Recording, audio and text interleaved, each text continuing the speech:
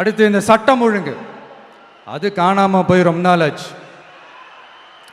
இவன் வேற, இந்த விஜய் வேற, எங்கே போனாலும் இந்த மக்கள்கிட்ட இந்த சட்டம் ஒழுங்கை பற்றி பேசி ஞாபகப்படுத்திக்கிட்டே இருக்கான்னு முதல்வர் அவர்கள் அவங்க கூட இருக்கிறவங்க கிட்டலாம் சங்கடப்பட்டாராம்.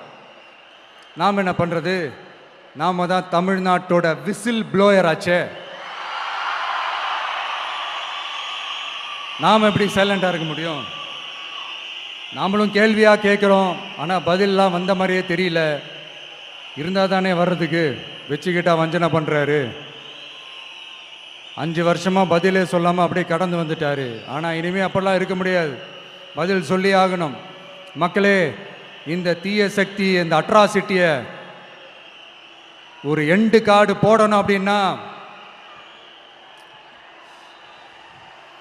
அவங்கள சுவிட்ச் ஆஃப் பண்ணுறது தான் ஒரே சொல்யூஷன். அதுக்கான ரிமோட்டு தான் வரப்போகிற எலெக்ஷன்.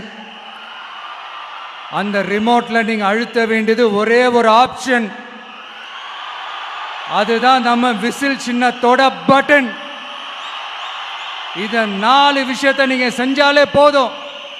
ஒவ்வொரு இவிஎம் மிஷின்லையும் விசில் சின்னத்துக்கு நேராக இருக்கிற அந்த பட்டனை பச்சைக்கு பச்சைக்கு பச்சைக்குன்னு ஒரு அழுத்துங்க. எப்படி? அவ்வளோதான்.